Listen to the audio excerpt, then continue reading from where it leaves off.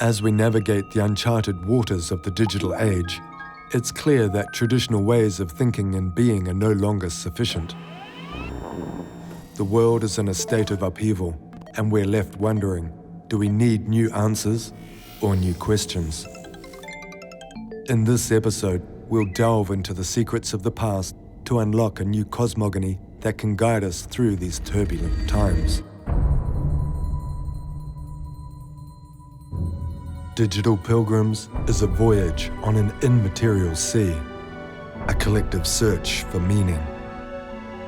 Listen to the episode and join the conversation. Episode 6: A New Cosmogony. Now that we understand that the universe extends beyond space-time relationships, there is a new focus. Humanity once again holds that central space, but in a new way, without a body. Our current idea of our capacity for action is more like the force Michelangelo called intelletto, an intelligence that is not merely rational, but in fact visionary, stripped of the limits of the individual body and more closely tied to collective ability.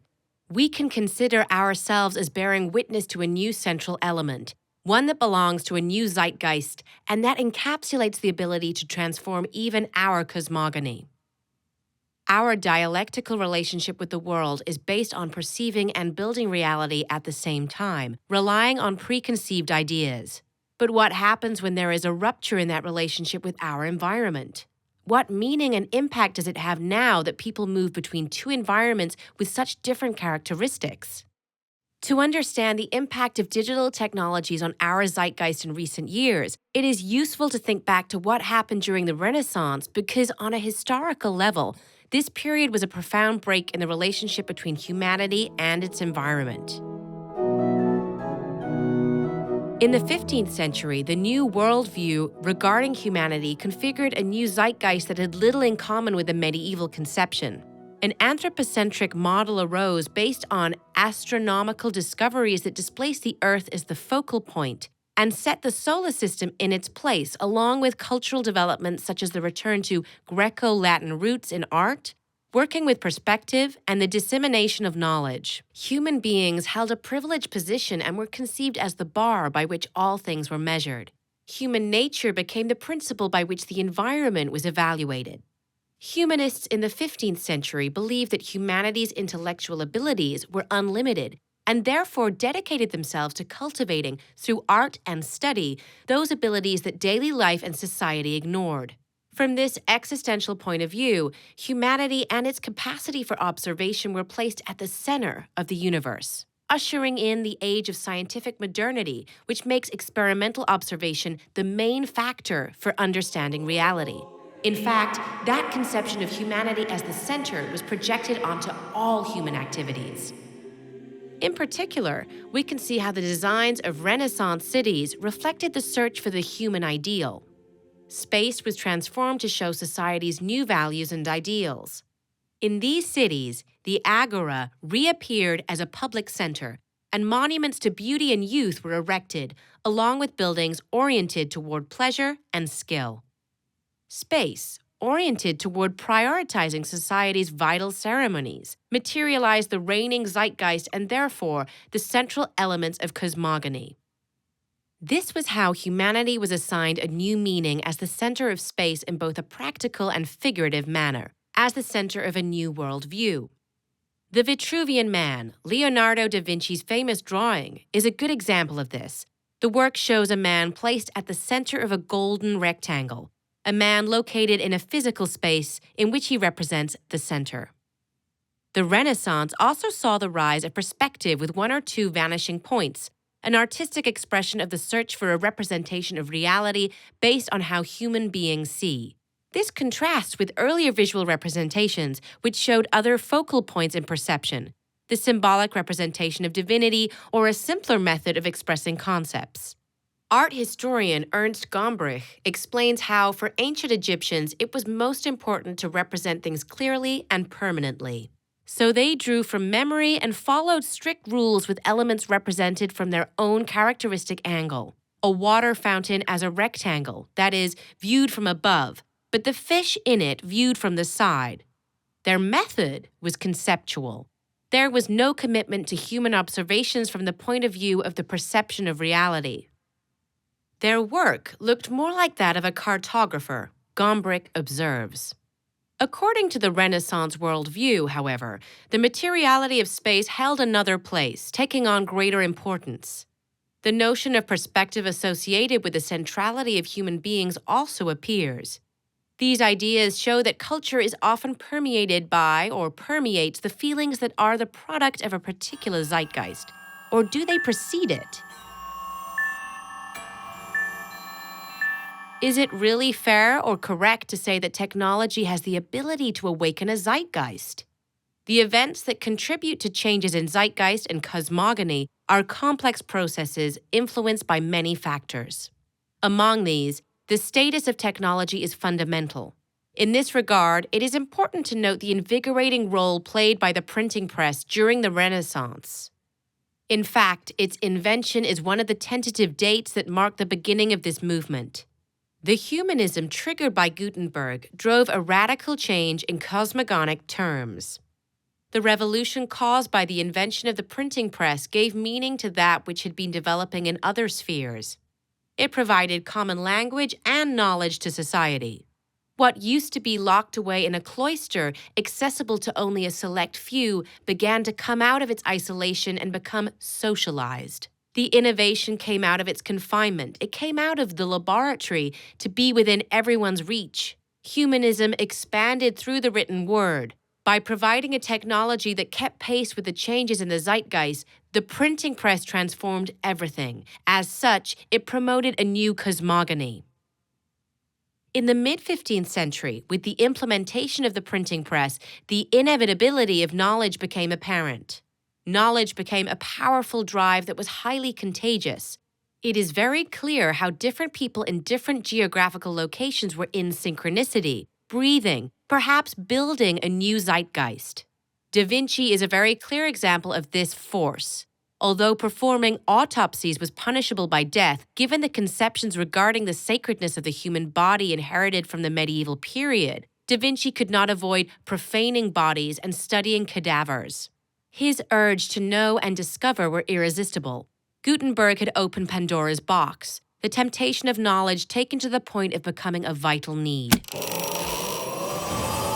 Today, a different technological element is changing the ways we think and act. Microprocessors enhance the computational capacity of any machine, and they are everywhere. They contain more and more power in less and less space. We do not even need to know each other in order to communicate or even build something together. And the speed with which these abilities become more complex is ever accelerating. Not only are 7 cell phones sold for each person born every day, they are all connected to each other and to other devices every day, all the time.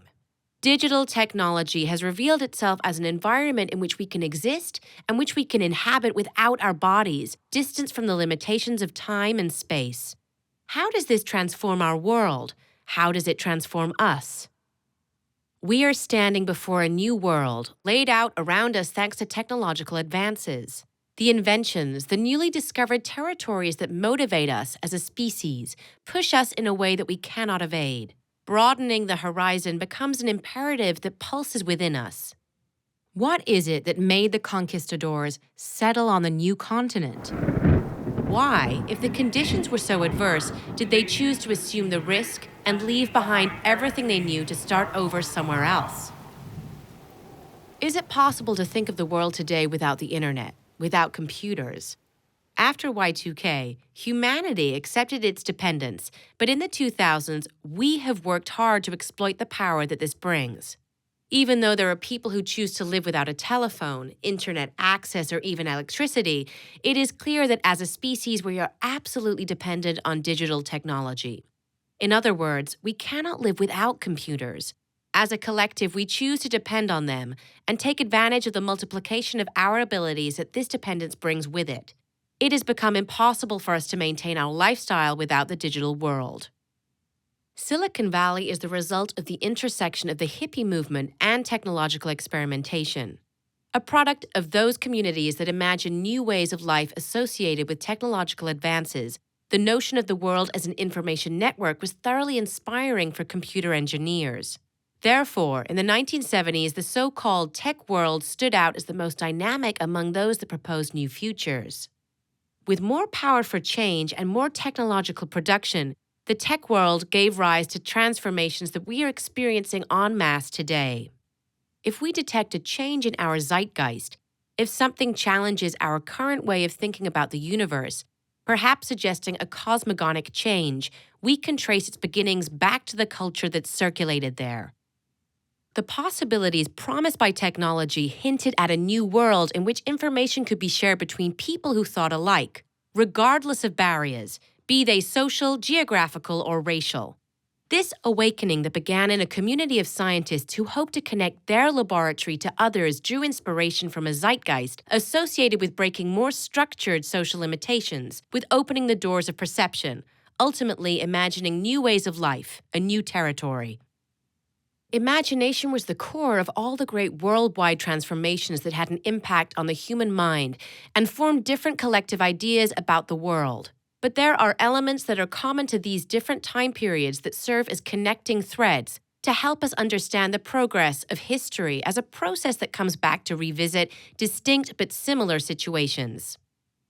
We began this chapter with the medieval sailors who ventured to unknown lands on a mysterious planet, still populated by fantasies that made it dark and foreign. These explorers belonged to a historical period in which the Earth was still not perceived by humanity as a planet itself.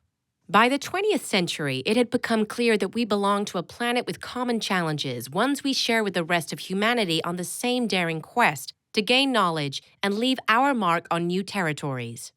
That century, in which the reigning sensation was that there were no more unknown territories, ended up demonstrating that what is important is not only found in the physical world, that the tool we use to store information and perform complex calculations had exceeded expectations. It held a crucial portion of our reality. The architects of the first wave of the digital cultural movement brought an unknown territory to us. Digital technology not only holds our information, boosts our calculations, and controls our services, it is also a meeting place for people who are far apart or who have never seen each other physically. We have all now disembarked in a new world, the digital environment. It is not merely a storage space. It has its own rules of action and its own logics of perception. We are witnessing the emergence of a new environment. To a large extent, we are that Florentine baker who finds out about the existence of a new continent. But at the same time, we find out that we are already here. So we are a little like those sailors who stepped off their ships in confusion.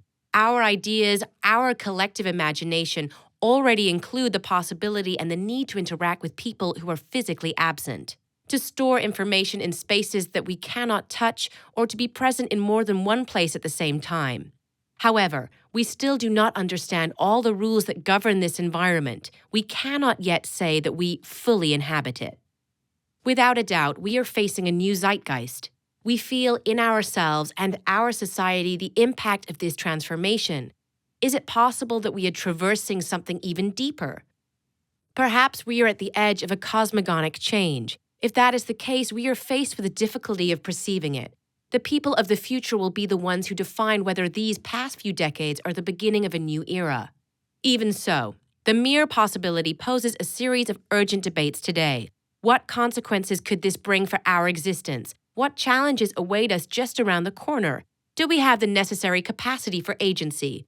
There is a long road ahead. In the next season, become an explorer in the intangible territories of the digital environment as we navigate the challenges of creating a new society in a digital world.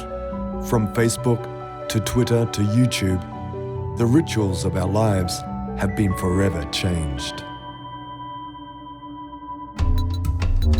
Digital Pilgrims is a podcast based upon the book Digital Pilgrims Towards a Quantum Humanity, sponsored by Codiful, a unique service management platform for remote teams.